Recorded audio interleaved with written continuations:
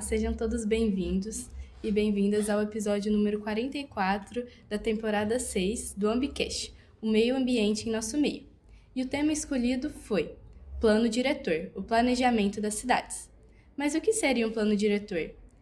Ele é um documento legal que define as diretrizes e normas para o desenvolvimento urbano de uma cidade. É como um manual de instruções que orienta o crescimento da cidade, estabelecendo regras para o uso do solo, a ocupação do espaço, a infraestrutura e os serviços públicos, sendo fundamental para garantir o desenvolvimento urbano mais justo e equilibrado e sustentável.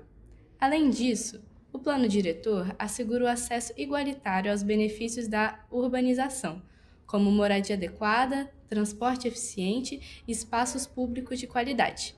Agora a gente vai apresentar os participantes. Eu sou a Gabriele, faço parte do podcast e faço engenharia ambiental e sanitária na UF. Eu sou o Matheus, também faço parte do podcast e também faço engenharia ambiental e sanitária na UF. Eu sou a Mariana, também faço parte do podcast e também sou do curso de engenharia ambiental. Eu sou a Júlia, também faço parte do curso e a gente tem um convidado especial. Bom, meu nome é Henrique, sou arquiteto e urbanista. Atualmente sou professor visitante na UFO e também, relacionado ao nosso tema, sou um dos conselheiros do conselho que está revisando o plano diretor de Uberlândia. Henrique, você poderia explicar para a gente o que seria um plano diretor?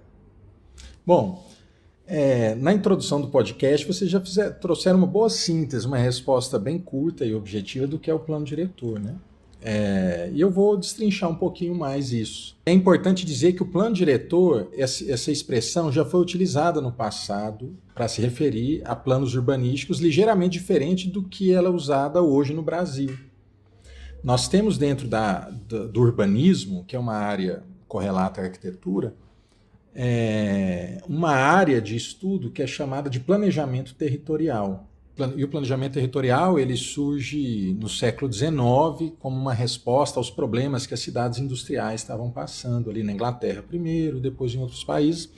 Então, intelectuais, estudiosos, cientistas da época perceberam que havia uma necessidade de se organizar as cidades para que elas pudessem funcionar de maneira adequada às novas realidades do mundo moderno.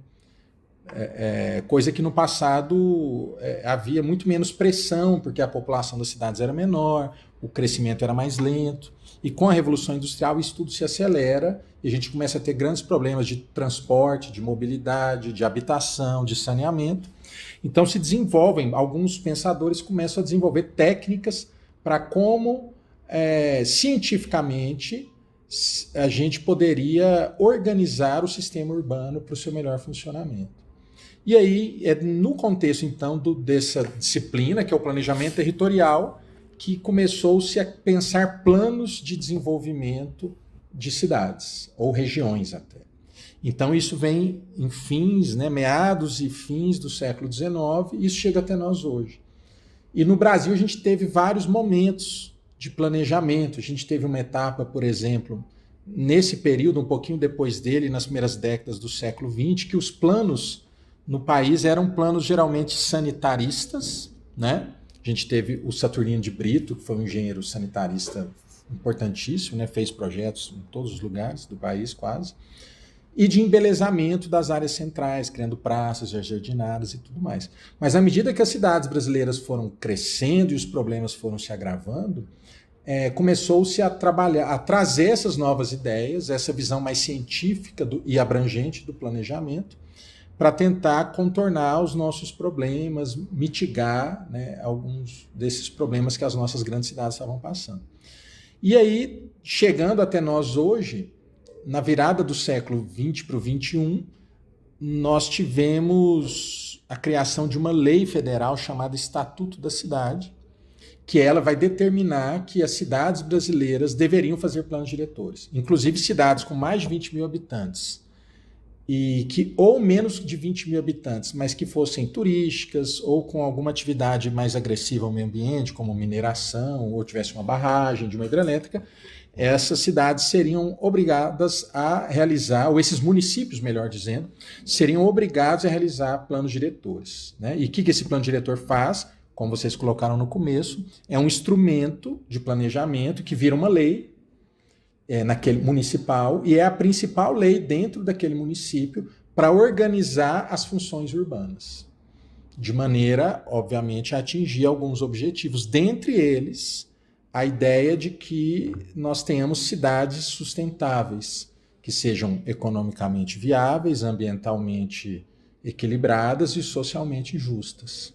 Então, essa é a explicação longa, né, do plano diretor. E é importante isso, ele é municipal, ou seja, ele não olha só para a cidade, mas também para a zona rural. Certo. E Henrique, você poderia dar para a gente exemplos mais concretos das diretrizes, de como funciona? Sim. Como eu coloquei na pergunta anterior, o plano diretor é um instrumento de, vamos dizer de maneira bem simples, de organização do sistema urbano, das diferentes áreas, dimensões, assuntos que uma cidade deve abordar, né? Como vocês falaram no começo. Como é que vai ser a habitação, onde vão estar as habitações no território, para onde a cidade deve crescer. Esse é um problema. Eu vou crescer a cidade para qualquer direção, né? Às vezes, no sentido sul de crescimento de uma cidade, de uma área urbana, há um solo que é frágil e eu deveria preservar aquela área e dizer que a cidade deve se expandir para oeste. Isso é uma coisa que estaria num plano diretor. Controlar, por exemplo, o sentido da expansão do tecido urbano, da área que realmente é cidade, né? Ou seja, qual parte da zona rural vai se tornar loteamentos e virar área urbana. O perímetro urbano, né? Como a gente vê nas placas. Isso é algo que tem no plano diretor. Um outro exemplo mais concreto, para que quem esteja ouvindo a nossa conversa aqui possa entender com mais clareza o que o plano diretor faz. Por exemplo, eu posso definir num plano diretor, como até na outra pergunta eu também falei por alto, aonde serão criados novos parques na cidade. Então, num plano diretor, nós fazemos, por exemplo, diagnósticos, levantamentos da situação presente da cidade, do município. Tentamos, inclusive, fazer prognósticos, entender para onde as coisas estão caminhando, caso a gente não interfira nelas, e eu posso, a partir disso, propor ações para mudar esse cenário futuro. Então, eu posso, por exemplo, perceber que... e aí, claro, isso são decisões que cada município faz, mas, por exemplo, talvez um município possa entender que toda pessoa tenha que ter, num raio de caminhada, uma área verde próximo de casa. Então, eu posso fazer um levantamento e descobrir que certos bairros têm uma escassez de praças ou parques. E eu posso, então, propor a criação de praças, bosques, parques, criando uma rede de áreas verdes que possa oferecer à população, de modo acessível, próximo de suas casas, esses espaços. Então, isso também um plano diretor poderia tratar. Agora, falando um pouco sobre zonas de desenvolvimento, você poderia explicar para a gente como as cidades são divididas em zonas para fins de planejamento residencial, comercial e industrial? Bom, o zoneamento é um outro exemplo, e talvez o exemplo mais conhecido de um elemento que é decorrente do plano diretor. Como eu, novamente, fazendo referência à minha primeira resposta mais longa, uma resposta a uma dos entrevistados, uma das perguntas da internet, na verdade, e eu comentei que o plano diretor era um plano mais abrangente e que, dependendo do tamanho do município, a partir do plano diretor, outras leis vão sendo criadas. Uma destas leis é a lei de uso e ocupação do solo, e dentro dela costuma-se estar o zoneamento. Embora, dependendo do porte do município, o próprio plano diretor já pode trazer o zoneamento pronto, né? Então, isso é só uma diferenciação, só mais curiosidade. Mas o zoneamento é um instrumento que surgiu nos Estados Unidos também, no início do século XX, com esse objetivo de controlar o crescimento e até de preservar o valor dos imóveis, porque algumas pessoas houve um movimento ali em Nova York, em outros lugares, que Por exemplo, eu tinha um imóvel, uma casa, uma mansão numa rua e do lado, de repente, alguém abria uma pequena indústria ou um açougue e aquela rua se desvalorizava e o meu bem perdia valor.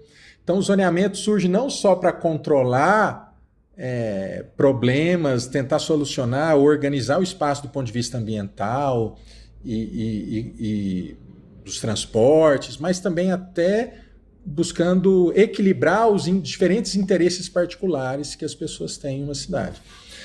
Mas, falando rapidamente da pergunta, voltando ao foco aí da sua pergunta, o zoneamento é um instrumento onde eu divido um território, e no caso do plano diretor, como eu coloquei, o plano diretor ele deve abarcar todo o município, então a cidade, a zona rural e os distritos, quando houverem.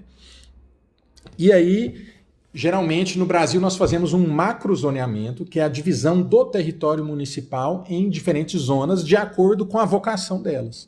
Então, se há um trecho na zona rural que tem vocação turística, talvez o plano diretor vai circular e vai criar uma macrozona de interesse turístico. E numa outra área que, na zona rural, tenha interesse agropecuário, essa macrozona vai ter um nome, por exemplo, esses nomes variam, né? Cada município pode criar, mas poderia ser macrozona de desenvolvimento agrícola, ou qualquer outro nome, de mineração, ou então macrozona urbana, que é uma grande zona que dentro dela está toda a cidade, toda a área urbana. E para que eu divido em zonas? Para criar para cada zona regras diferentes de uso do solo e ocupação do solo. Então, em determinadas zonas eu posso proibir uma certa atividade. Em outra zona eu posso permitir aquela mesma atividade. Então, se a gente olhar dentro, isso eu falei do município, que é um macrozoneamento.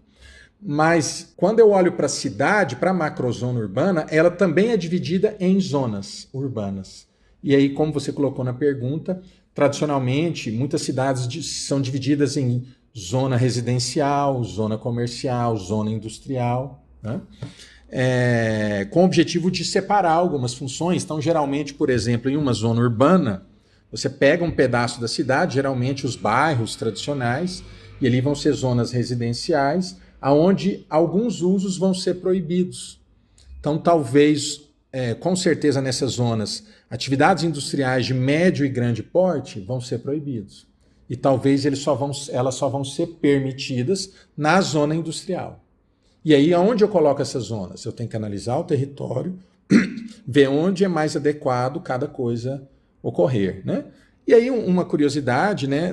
Nas últimas décadas, né, tem se entendido que essas zonas não podem ser muito puras ou monofuncionais. Ou seja, numa área residencial, ter só residências e eu proibir todos os usos. Isso não é sustentável, né? É interessante que perto das casas das pessoas tenham comércios de uso local, diário, né? Padarias, mercearias, supermercados e até pequenas indústrias que não causem muito impacto. Por exemplo, alguém queira fabricar doces, né? Ele não precisa ir para a zona industrial, não faz sentido, né?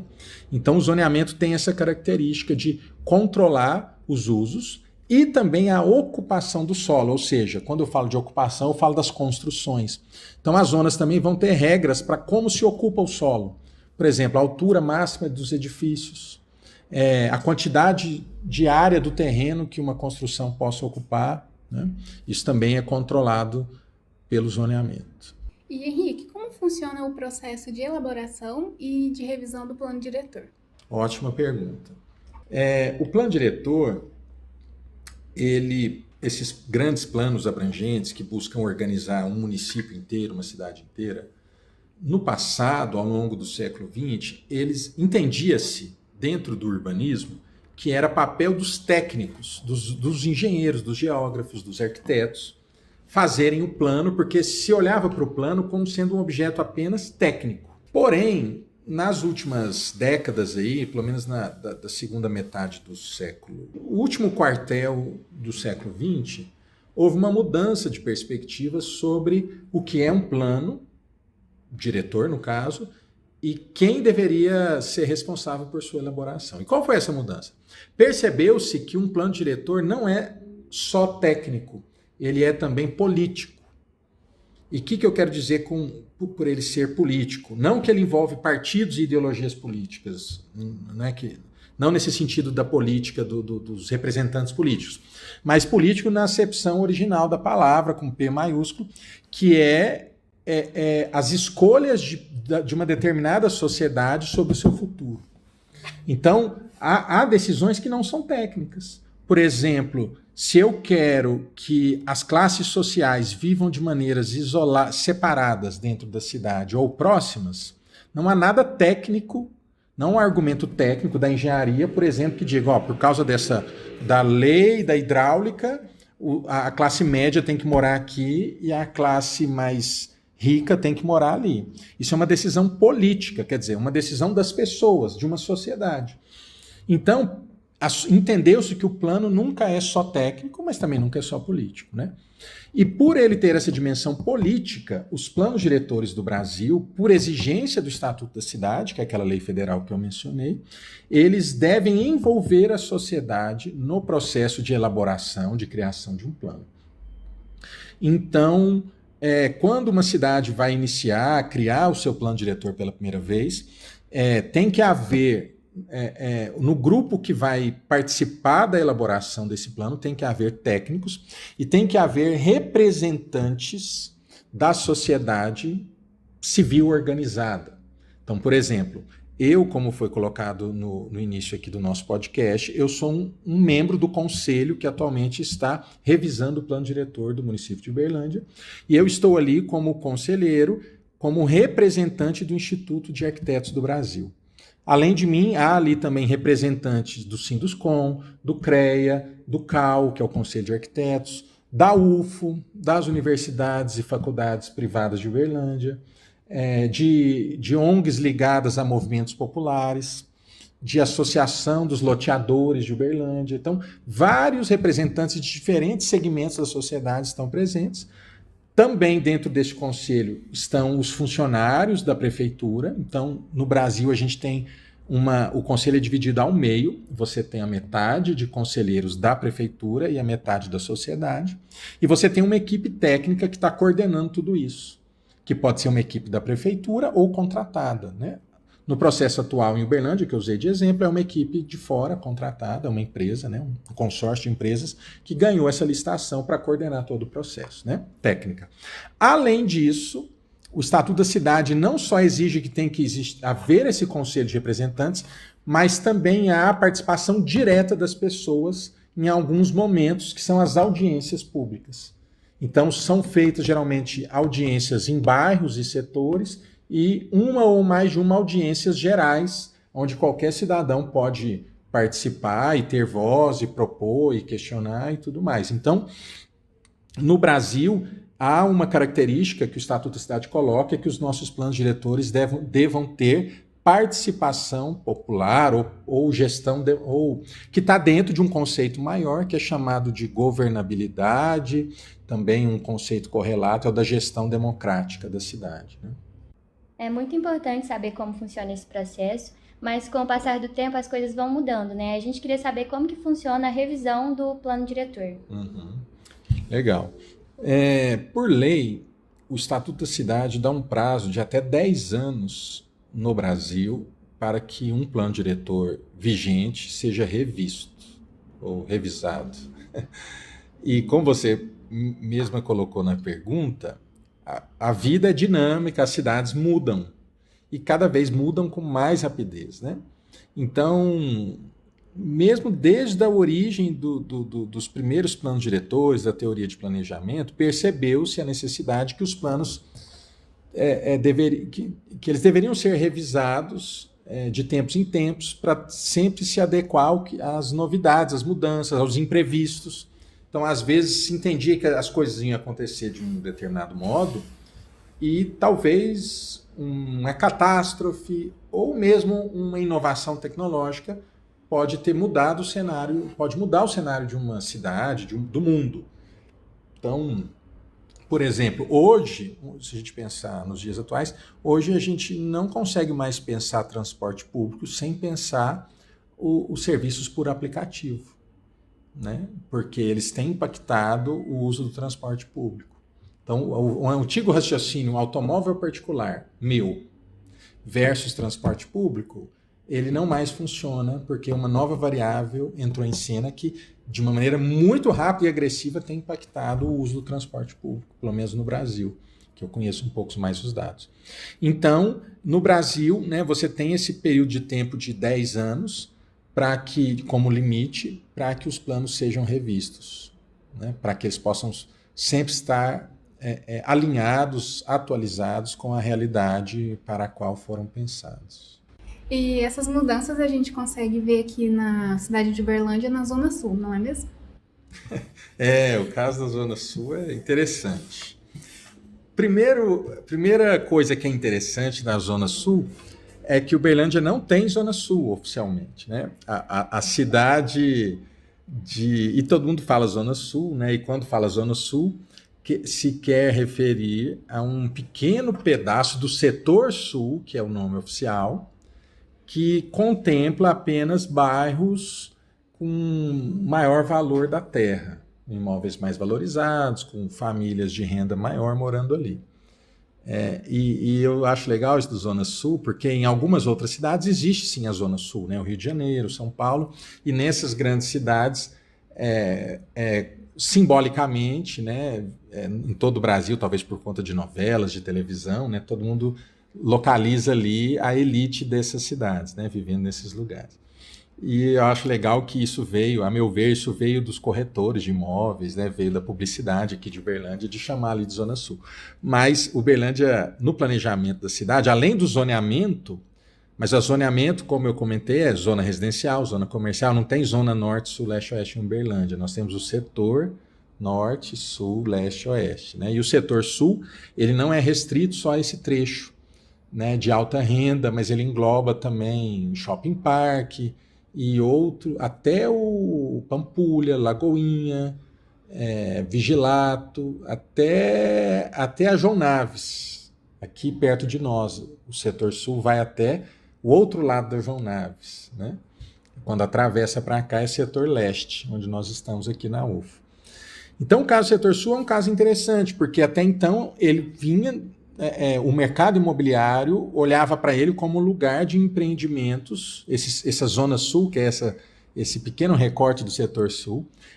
Até então entendia-se que os produtos imobiliários que as pessoas iam construir para vender ali eram de baixa densidade, geralmente condomínios ou loteamentos abertos, como Morada da Colina, Caraíba, ou os fechados, né? Sempre de casas, geralmente só residencial, e de repente houve uma mudança, né, que tem a ver com dinâmicas até internacionais, novas tendências de modos de vida, modos de morar, e o mercado enxergou ali, e obviamente os proprietários daqueles lotes, né, daquelas áreas que ainda não foram ocupadas, construídas, né, parceladas, viram ali essa oportunidade de criar esses novos produtos imobiliários, né, como bairros planejados, com uma ênfase agora no adensamento e no uso misto, né, numa mistura de habitação, de comércio, de serviço.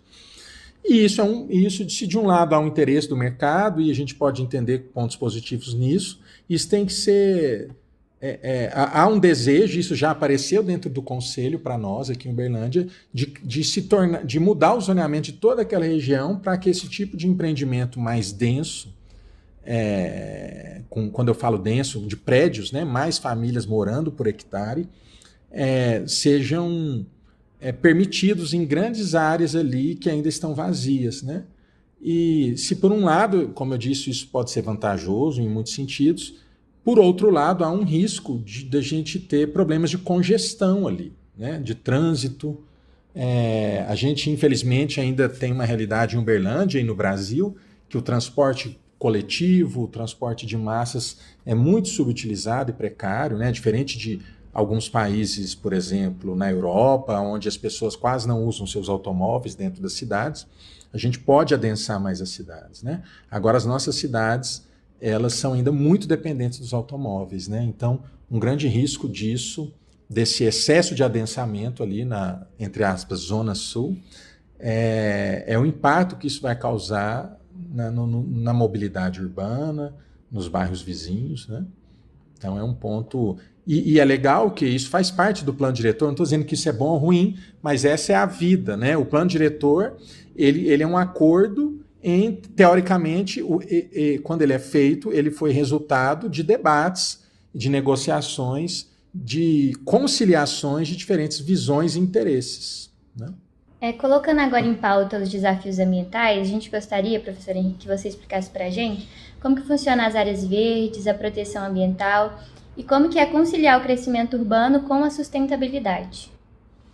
Esse é o grande desafio, né, do ser humano hoje, que é como viver em um planeta sendo ser humano, e por ser humano, nós não conseguimos viver, vou brincar aqui, in natura, né? Como uma onça no mato.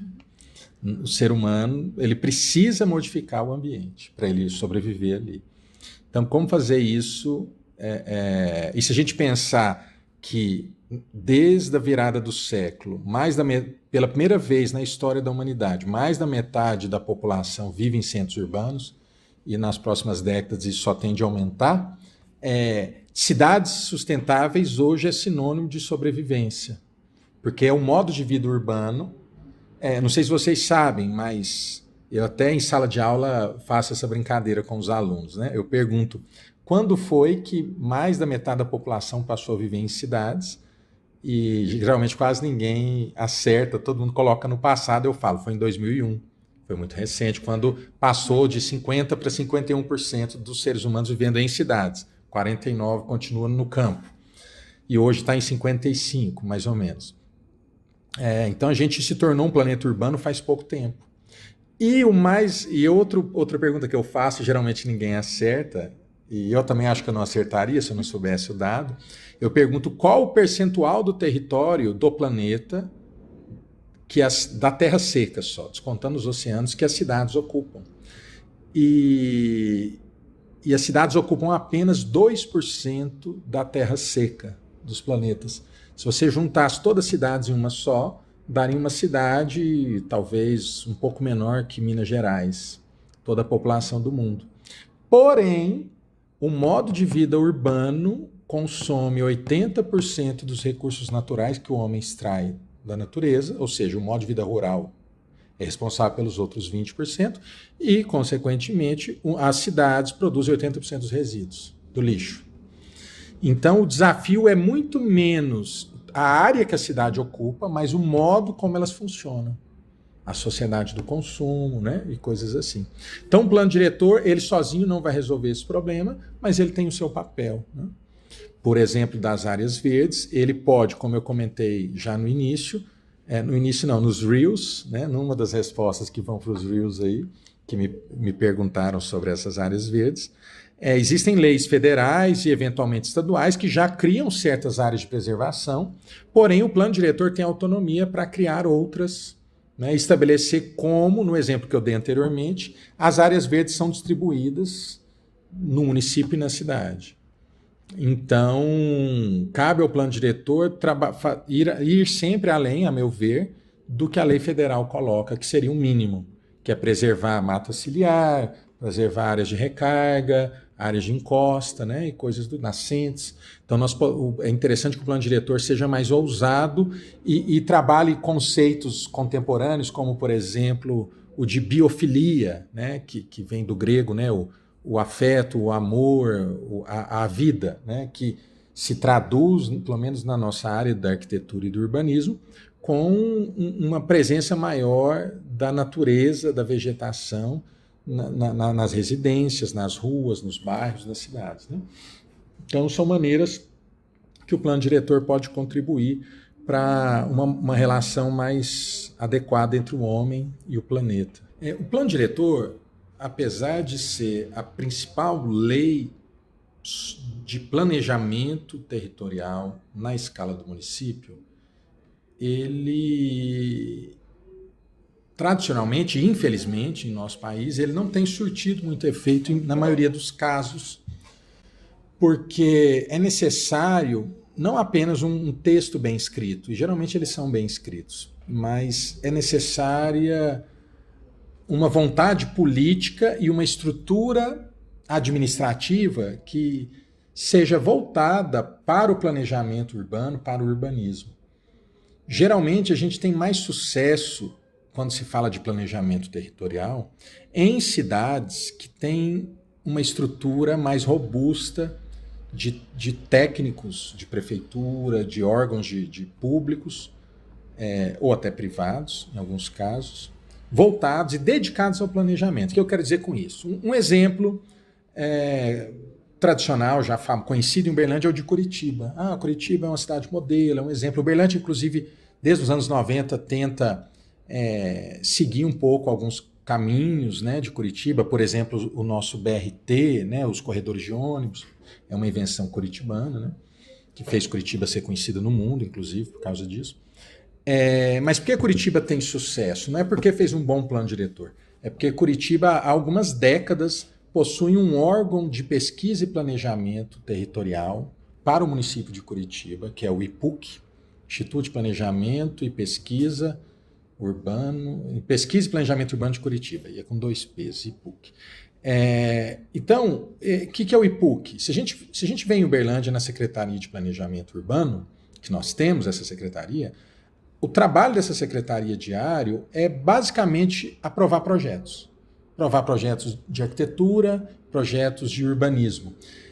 E não é culpa deles, é uma estrutura que tem uma quantidade de pessoas e um foco nisso. E Curitiba, além de ter essa estrutura que todo dia está aprovando os projetos dos profissionais, das pessoas, ela tem esse outro órgão, que é o IPUC, que se dedica a pensar, diagnosticar e a desenvolver planos para Curitiba. Então você tem uma tradição de décadas, continuamente, a cidade de Curitiba se analisando e se pensando a partir de equipes multidisciplinares. Então, você conseguiu um sucesso maior. Curitiba tem seus problemas, claro, como qualquer cidade do mundo, e brasileira ainda por cima. Tem seus desafios, né, por ser uma cidade latina, mas em comparação com grandes cidades latinas, ela apresenta algumas vantagens, e isso é fruto de ter essa estrutura de planejamento. Então, qual é o grande problema de Uberlândia? É que até aqui nós sempre fizemos planejamento só no momento de criar ou de revisar o plano. Entre esses momentos, as coisas andam de maneira muito solta, porque não há uma continuidade, uma tradição sólida de planejamento, né? Então, um plano diretor bem feito não dá muita esperança. Claro que é melhor que um mal feito, né? Ele pode ajudar em algum sentido. Então, se a gente pega também, por exemplo, Medellín, na Colômbia, que nos últimos anos se destacou muito, inclusive num cenário até semelhante ao do Rio de Janeiro, com crime organizado, mas também houve em Medellín a criação de um órgão de planejamento municipal, né, a parte da prefeitura para assumir isso, e outras cidades do mundo, por isso está Barcelona, Copenhague e Nova York, e várias cidades, né? E uma coisa que nós ouvimos ali do pessoal da prefeitura é que já está perto de se criar esse órgão em Uberlândia, né? Então, não sei se ele vai funcionar legal. Por exemplo, Araxá criou, mas colocaram para ele fazer a aprovação dos projetos. Então, só o nome, ele não chama Secretaria de Planejamento, chama, acho que é Instituto de Planejamento de Araxá. Então, não é só o nome que eu estou dizendo, precisa de fato ser uma equipe voltada para o planejamento. Então, se isso de fato ocorrer, eu vejo uma esperança, eu teria mais esperança com o planejamento de Uberlândia, né? Porque a gente saberia que esse plano diretor não seria perdido no meio do caminho, ou subaproveitado, né? Talvez não perdido, mas subaproveitado. Então é isso, o plano diretor sozinho não faz verão, né? É necessário vontade política, é necessário uma estrutura que permita, que crie uma tradição de planejamento robusta na cidade. Com essa última pergunta, a gente finaliza então o nosso episódio de hoje. Gostaria de agradecer muito, professor Henrique, por ter compartilhado com a gente todos os seus conhecimentos. Foi muito bom, a gente aprendeu muito. E que você saiba que é sempre bem-vindo para quando quiser voltar e compartilhar mais conhecimento com a gente.